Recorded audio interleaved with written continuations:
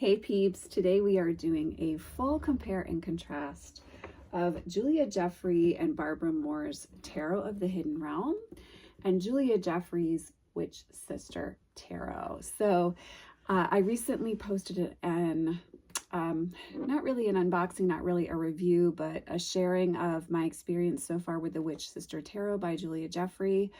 I will post a link to that video down below. And I said I would do a compare and contrast, and so many of you were like, yes, please do a compare and contrast of these two decks so that you can know which one you want to invest in, or if you already have one, do you need the other one? So right off the bat, both are published by Llewellyn and both come in boxes that are very similar. They're sister boxes. The Tarot of the Hidden Realms, the Tarot of the Hidden Realms box, excuse me, looks like that. And then this is the Witch Sister Tarot box. Now, so both boxes, very similar. Price point is listed at $32.99 for Witch Sister, $31.99 for Tarot of the Hidden Realm. I feel like I purchased both of them for around 28 bucks on Amazon over the years. I'll put links down below in case you want to purchase. No, I don't make money off those links. I just put them there for you to save us all time and energy. So you're going to receive a guidebook and 78 cards with each of these purchases. I'm going to read the back of Tarot of the Hidden Realm. I cannot remember the name of this deck to save my life, so please forgive me for that. The back says as follows: imagine strolling through a forest, the late afternoon sun filtering through the leaves. Suddenly, voices and laughter and music seem to be bubbling out of the stillness of the trees. Then you realize you are not hearing things, because right before your very eyes are people, at least you think they are people, dancing. You have crossed a threshold into fairy, a place beyond our everyday world. The Tarot of the Hidden Realm is a doorway into that place. It is a realm alive with wildness and wonder, a place of shamanic visions. Intuitive and elemental, this gorgeously illustrated deck is an invitation to enter the source of wisdom and healing that we've all felt just beyond our reach. So then you open up the box, and this is what you have. You have the guidebook. The deck gets stored underneath. The inside of this is like a golden tone. Now, Barbara Moore wrote the guidebook in Tarot of the Hidden Realms, and so it is different than the Witch Sister Tarot. Both guidebooks beginners can work with ease. Both guidebooks offer fresh insights for well-seasoned readers. So both evenly matched in regards to wealth of wisdom in the guidebooks. I do feel that Witch Sister provides you more wisdom into the history of Celtic witches. The Hidden Realm guidebook provides you more insight into the fundamental structure of tarot. The card reproductions are black and white, at least in my current edition of Tarot of the Hidden Realm. This is not my first edition, it's the second one. The card reproductions in the Witch Sister Tarot guidebook, which look as such, are full color, absolutely gorgeous. And you can see I've already cut some out of this, so I have to be a little gentle with that guidebook. It's only because I've cut some pages out already. If you don't do that, you won't have any issues with your guidebook. So when you open the Witch Sister Tarot, it looks like this on the inside. And the inside says, the magic of the ancestors beats in your blood, feel its power, and free your wild soul. So you get a little bit more aesthetically with this edition. The cardstock is very similar, actually like spot on similar. These are the card backings: Tarot of the Hidden Realm, which is my favorite backing, and then the Witch Sister Tarot, which not quite so much my favorite backing, but in keeping with the theme. There are card spreads offered in each, and both guidebooks are lovely to work with. I will say I slightly prefer the Witch Sister Tarot to Journey into the Hidden Realm, only because I feel like I'm learning so very, very much from this. I still learned from this one, but I feel like I've learned so very, very, very much from this one. If you are an absolute beginner to tarot, this is a great jumping off point, because Barbara Moore is mother, right? When it comes to getting comfortable and familiar with working with tarot and tarot spreads. This is much more focused on the history of witches, the Celtic pantheon, and developing a connection with our own personal path as witches through the structure of tarot. So I'd say right off the bat, that's where you have differences and also similarities within the guidebooks. This guidebook is around 213 pages. This guidebook is around 200. I forgot to read the back of this one, so let me read the back of the Witch Sister Tarot for you. Fly into the heart of tarot with your witch sisters. Thrumming with the power of Celtic legends and kindred spirits, this hauntingly beautiful deck captures the bold and mysterious nature of witchcraft. Julia Jeffrey's evocative artwork reimagines the Rider-Waite-Smith system into a world of iconic witches, magical familiars, and extraordinary stories. The full-color guidebook shows you how to invoke the aid of deities, connect with the elements, and make magic in your readings. Each card inspires a profound sense of chosen family through which you'll find boundless wisdom and your sisters in tarot. So, why is that saying 200? Did I miss it? No, that says 200. This says a 240-page full-color guidebook. Mine is listed at 200 pages. So there's a little difference there, but that's immaterial to me. That guidebook is insane. I don't care what length the guidebook is.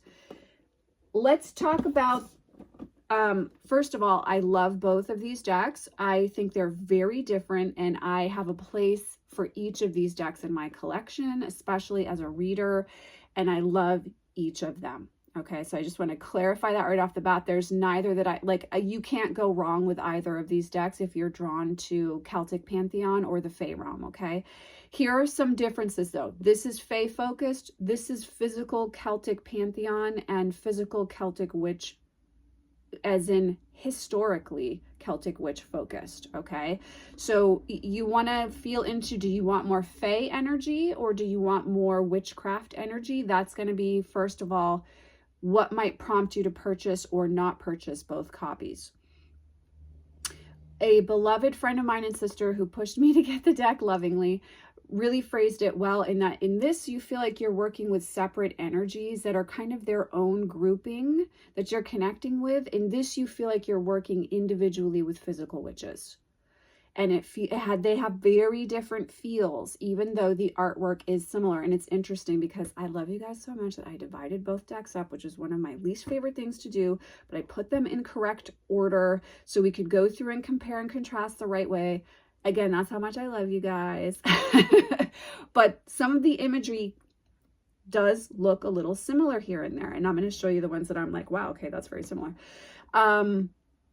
But the feel of the decks are entirely different in my opinion. So these are not carbon copies in my opinion. They feel very different. The tonality of the guidebooks are different and the feel of the artwork is different. The first thing that you'll notice with Tarot of the Hidden Realm is that there's kind of a repeating spiral motif that you see throughout the cards. Whereas, and it's very elvish. Whereas in the Witch Sister, we do have a repeating spiral, but it's more earthy, as if it's coming up from the tree roots or out from the inside of the stones. Whereas the Tarot of the Hidden Realm feels like it's been carved by a craftsman into stone. So you're going to see that there's some repeating themes within each deck of spiral, but it's done differently for each deck. Again, cardstock the same. The size for both is very similar to traditional Rider-Waite-Smith. Okay. Specific major arcana titles have been changed. I took a little bit of umbrage to it in Tarot of the Hidden Realm because I didn't see the point in shifting them. I still kind of feel that way. In Witch Sister Tarot, she explains that I understand completely why titles were changed. So, you know, that's going to come down purely to personal preference, which way you land on that one. For me, I don't have a problem with it any longer in either deck, really, but especially in the Witch Sister Tarot, because she associates some of the card title shifts to specific historical witches and or myths that she was working with around that. So that makes total sense to me. So you will see the title changes and we will discuss them as we go. We are going to start, of course, with the majors. Tarot of the Hidden Realm, the Fool. Witch Sister Tarot, the Fool. So you see different feel right away. very sunshine, very moon based. We have the rabbit here. We have butterfly here. We have what looks like more of a masculine figure here and a female figure here. So you can see right off the bat, there's a difference in feel. I'm just naturally more drawn to the Witch Sister because that's how I roll. Also, can we just say that the thistles in this are gorgeous? By the way, guys, this is going to be a long video, so you might want a drink or a cup of tea, or actually, I'm going to take a sip of tea. A cup of tea, something to while away the time with me while we talk tarot. Okay. The next image is the Magician. I love this image of the Magician. And here is the Witch Sister Magician. So again, very different feel, but still you have an understanding of what you're working with here, right? The stag is a repeating theme, especially in both decks, but especially within the Witch Sister Tarot. Then we have the High Priestess, which I love this imagery of the High Priestess, but Nick Nevin, the High Priestess becomes Nick Nevin, which is a Celtic goddess in the Witch Sister Tarot. And yeah, I mean, I love both of these images, but I'm going to go with Nick Nevin in the end. Aren't those beautiful? And again, so you get the sense of a real theme repeating with Witch Sister. So if you're really looking for a study deck, I would say you're going to want to go with Witch Sister. The Empress in the Tarot of the Hidden Realms. And then the Queen of Elfam, please forgive me for my mispronunciations there, is the replacement title for the Empress in the Witch Sister Tarot, which again is done from the historical perspective on Julia's part there. So very different pulls for the Empress. And you know, it's interesting because I said to one of my friends that very much I felt like the Witch Sister Tarot had more space in the imagery and less things happening. And I might have even said that in the video where I talked about this deck. But now that I'm looking at them together, I'm like, I guess that really there's kind of the same amount of activity in the backgrounds in both decks, but it feels like there's more spaciousness within the Witch Sister Tarot. When I don't know why, but that is something that I feel. So here's the Emperor in Tarot of the Hidden Realms, and here is the Witch Sister Emperor. So especially if you're wanting elementally to connect more with the land and the earth and the devas or spirits of place within the earth, I think you're going to prefer the Witch Sister Tarot. Here is the Hierophant in the Tarot of the Hidden Realms, and here is the Tradition in Witch Sister Tarot. Now, the reason why I still recommend Witch Sister Tarot if you're new to tarot is because Julia clearly explains the title shift in the original card meaning in the guidebook. So you'll be able to, you know, read your guidebook and have an understanding of, okay, they're calling this the Tradition, but traditionally it is called the Hierophant. Tarot of the Hidden Realms, the Lovers. I do love this imagery. And then the Witch Sister Tarot, the Lovers. I prefer Tarot of the Hidden Realms, Lovers here, but both of these images are very sweet. And I make sure I put them on the right stack. Okay. Now, she's changed the name to the Chariot in both decks. In Hidden Realms, it becomes the Fairy Stallion. In Witch Sister, it becomes Flight. And I think we all know which one I prefer. And it's this one. I love the Witch Sister imagery here. So again, if you're a seasoned reader, it's opening up a little more expansiveness because we have a raven instead of a horse or a sphinx or a hybrid animal. So it's giving you a jumping off point for new perspectives. So now we have the Strength card from Tarot of the Hidden Realms. And here we have the Strength card from the Witch Sister Tarot. I freaking love the Witch Sister Tarot Strength card. But both are lovely, lovely cards. And you can tell in both decks, we have the card title at the bottom, no borders. Like I said, it's going to be a long video, guys. Then we have the Hermit for each deck. The guidebook meaning for the Hermit in the Witch Sister Tarot is really cool.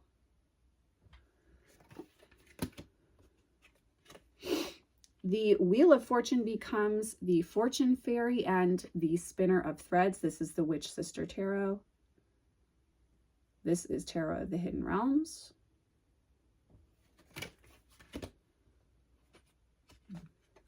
Ooh. Justice card's title stays the same for both. I do love this Justice card. It is really, really beautiful. Okay.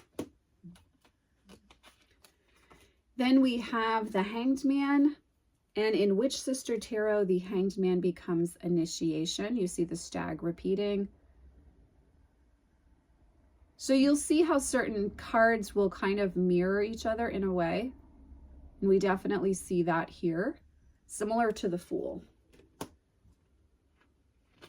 But again, it has a different vibe. It feels different to me.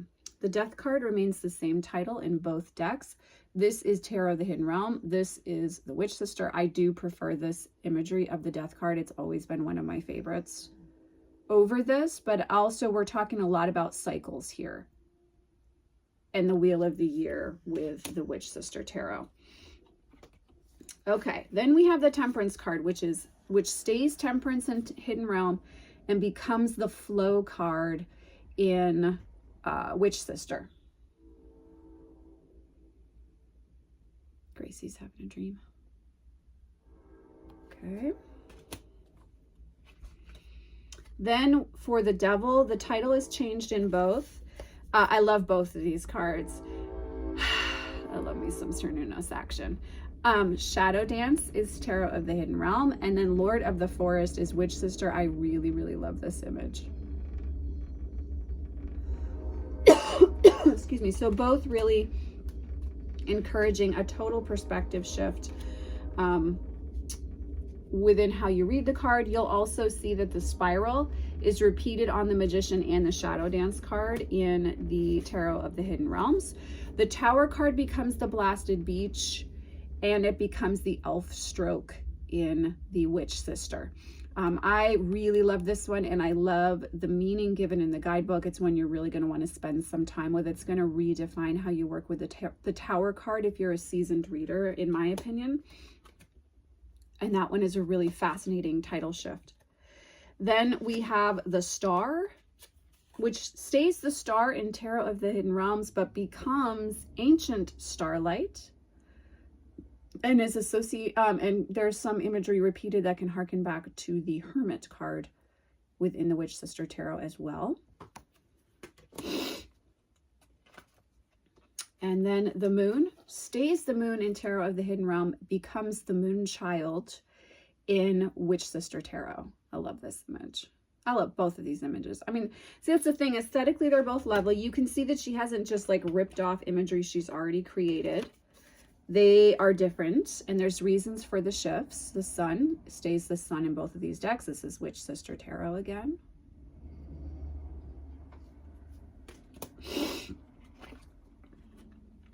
The Judgment card title is shifted in both decks. In Journey of the Tarot of the Hidden Realms, I always want to call this deck Journey of the Hidden Realms.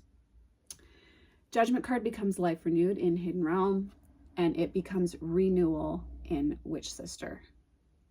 So listen, just brief gripe. I understand why the titles were changed, and Julia and Barbara both explain that clearly in both of the guidebooks.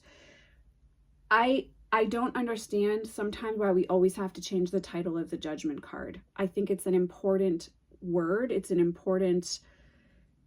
accesses an important activation for a lot of us around exactly what that word means.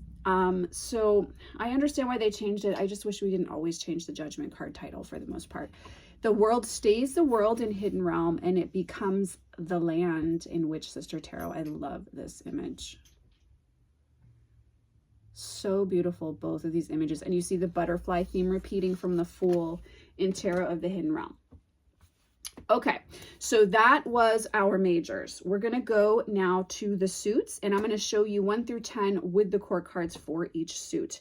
We're going to start with the element of air, the suit of swords in Hidden Realm, and the suit of skies in Witch Sister. Okay. Hold on, I got to switch this so I'm not changing up my arms. So Julia's Aces are some of my favorites of all time. And in both of these decks, the aces do not disappoint. So Ace of Swords, Tarot of the Hidden Realm, Ace of Skies in the Witch Sister Tarot. I mean, both of these images, absolutely stunning. And you see where you've got the echo here within the Chosen Spiral theme there. Then we move into Two of Swords and Two of Skies. Again, the juxtaposition of choice and internal conflict, but shown differently here. I do slightly prefer Tarot of the Hidden Realms in this one, although I understand the imagery in this one. Then we move into the threes. Now, Three of Swords, one of my determining cards in a deck. This is one of my favorite Three of Swords representations ever, of all time. Three of Skies here. Now, the interesting thing is that, oh, there is a size difference, is there? No, I'm crazy. Don't listen to me. There isn't a size difference. I just looked the way I was holding them. There's a slightly different card meaning in this one, which I love, working with magpie energy, which has caused me to really love this image. I still find this one the most aesthetically pleasing, but this is a really special card. And if you have this deck, or if you purchase this deck, please read the guidebook meaning for the Three of Skies, because it again offers a total powerful perspective shift in possible meanings for the Three of Swords. Okay, then we move into Four of Swords, Four of Skies.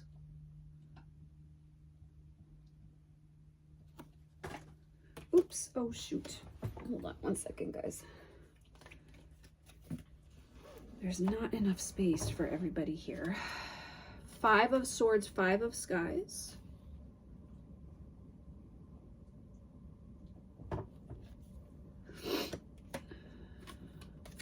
Six.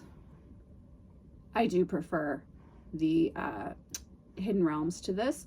But again, you'll notice what you see repeating, where you see gentle reflections, but also still that the imagery is different. And especially in the guidebook, you will really see a lot of the shift here. So now we have the sevens for the suit of Swords / Skies.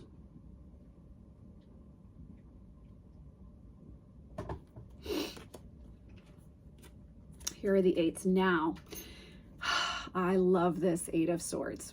It's one of my favorite depictions of Eight of Swords ever. So I do tend to prefer this one a little bit aesthetically, but the feeling of this one, which is also the cover for the box, is very, very clear, isn't it? And then we move into the nines. I love that we have owls in both, but different family of owls and also different feeling, isn't there? I can't decide a favorite on those. I actually really love both of those images. Okay, then we move into the tens. 10 of Skies, 10 of Swords. Very different feeling in those tens. This is one, like this 10 of Swords meaning shifts for me if I draw it from this deck as opposed to others. Now, Page of Skies in Hidden Realms, Maid of Skies in Witch Sister. Then we have Knight of Swords, Witch of Skies. Knights become witches in this deck. This has a slightly different meaning as well, and really, really beautiful imagery. And I love both of those. The Queens stay queens in both decks.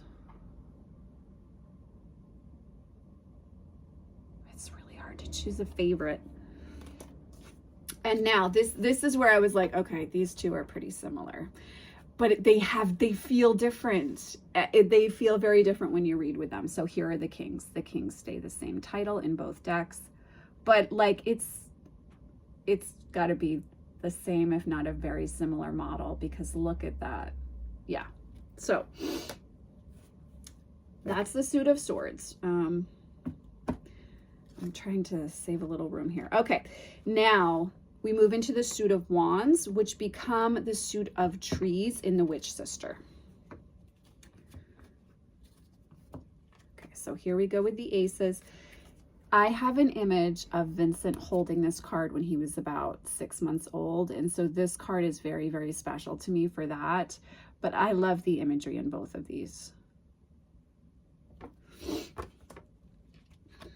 And then we move into the twos. And you see the homage to the other suit within the Witch Sister in the two witches. Here we have the threes. Very different feelings, these two cards for me. Very different feelings. Okay, then we have the fours. Again, very different feeling. This is like, it just feels more communal, and this feels more solitary to me in a way. But solitary connected with your guides intimately. Communal as in you are watching a community. Not that you are, not necessarily that you're a part of that community, right? Here are the fives. This depiction is really fascinating.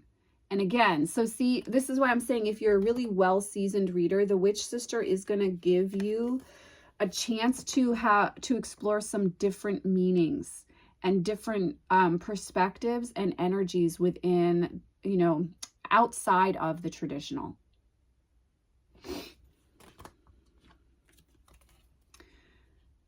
Here are the sevens. I do love Julia's sevens because I feel like she really clocks 7 numerological energy anyhow, but in this one, this is one of my favorite depictions of the 7. Like if someone says to me 7 of Wands, I'll often see that image in my mind's eye. And then we have the 8s. Love this 8 of Wands, the Keira Knightley 8.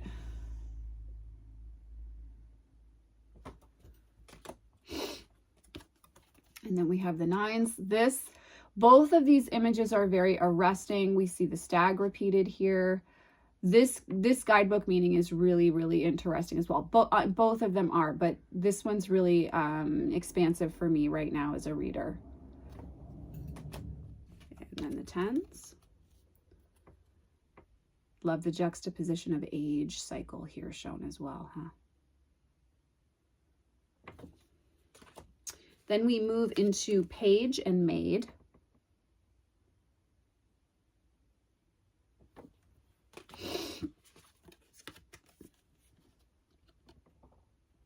Knight and witch.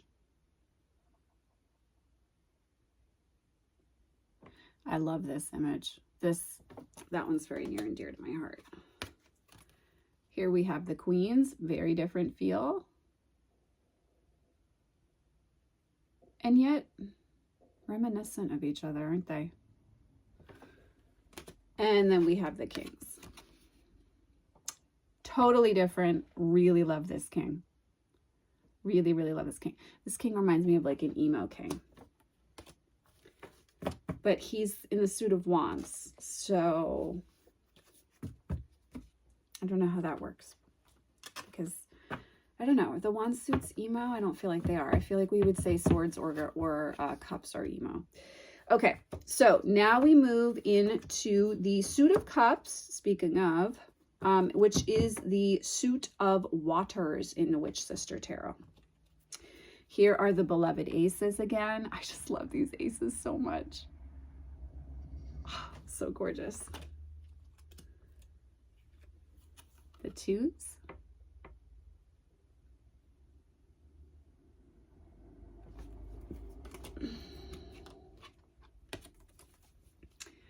The threes. This 3 is very special.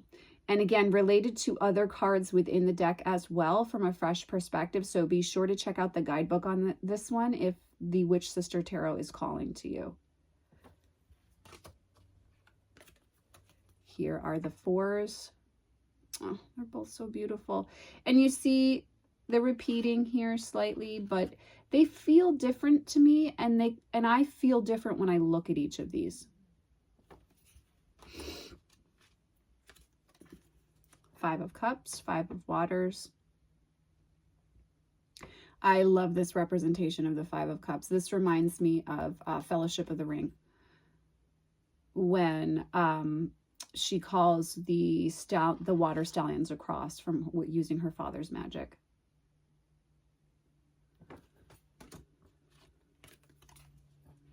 And then we have the 6s.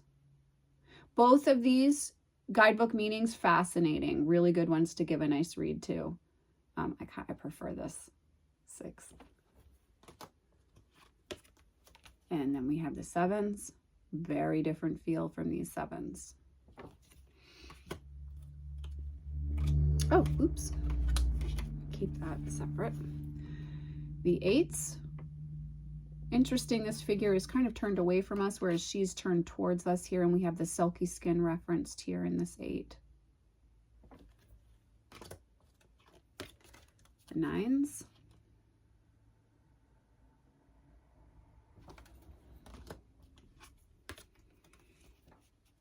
And then the 10s. Love this image. I mean, both of these are gorgeous, but I really love that image. Then we move into the Page of Cups or Maid of Waters.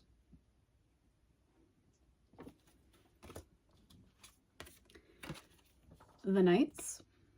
Very different feel. This is so traditional, straight up. Like, this is my offering of love, Knight of Cups. I love it. Whereas this has a different feel. So see, you get something a little different from each deck. I do feel that in the imagery for most of these cards. And then we have the Queens. Do you see how this, I feel like we're in something that's been constructed, and in this I feel like we're out in nature a little bit more, you know? And then we have the Kings. Very different feel from these two. This one is so arresting to me. It just really, really pulls me in. Okay. And now, moving into the Suit of Pentacles, Element of Earth, the Suit of Stones in the Witch Sister Tarot. Here are our beloved aces. I love both of these so much. It's so hard to choose, but this one wins out just a little bit for me. But these are, I love her aces so much. Like, if I'm going to use an ace in ritual magic or on my altar with specific intention, Julia's aces are the ones that I choose. We have the 2s again. So you see very cohesive theme in the 2s from the Witch Sister. Which, you know, those repeating patterns can sometimes help us access something within our intuition that we might not reach otherwise as easily. So I appreciate that in decks. Here we have the 3s.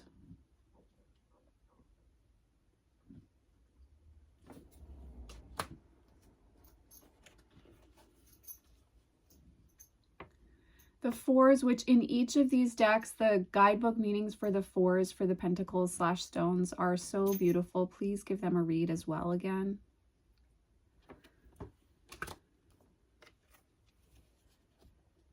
And then we have the dreaded 5. I think you get the feel just looking at this imagery for what the meanings are in each deck around those, huh? And then we have the 6s, which, like, whew,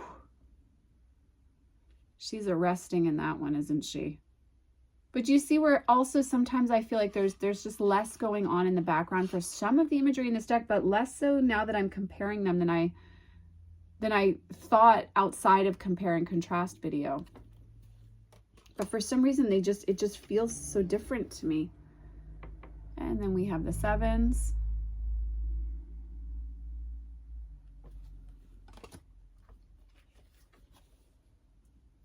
The 8s. I love different depictions here. And again, with this very more organic spirals, more craftsmanship spirals here. And yet, even though it's very different imagery, they do evoke similar feelings, which I think the 8s should. I mean, 8 of Pentacles, 8 of Stones in Witch Sister Tarot does have a very specific meaning. And I like that she hasn't totally shifted that. And then we have the 9. This is another one of my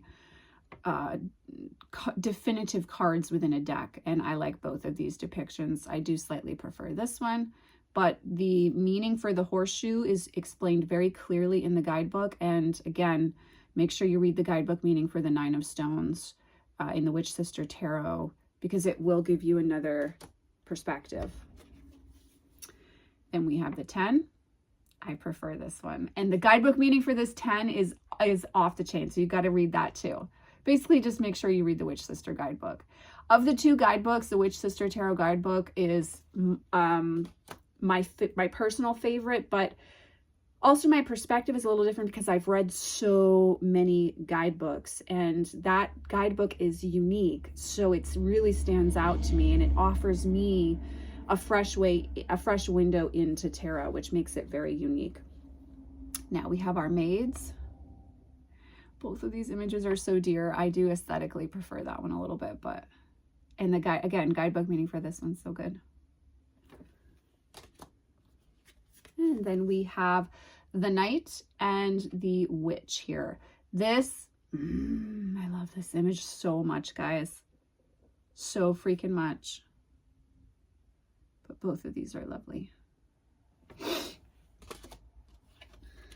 And then we have the Queens. Yeah, both are gorgeous. This one I slightly prefer, but both are absolutely stunning. And you get a slightly different feel with each one, even though it wouldn't surprise me if she used a similar model, if not the same model. Right? Yeah, that's powerful. That's some powerful magic. You're gonna love a Queen of Pentacles. All right, and then we finish with the King. This King of Stones will not leave me alone. I keep freaking drawing him out. Almost like I've drawn this card the most out of any card in the Witch Sister Tarot. This card just won't leave me alone. But this is more kind of a typical depiction that we would think of for the King of Pentacles.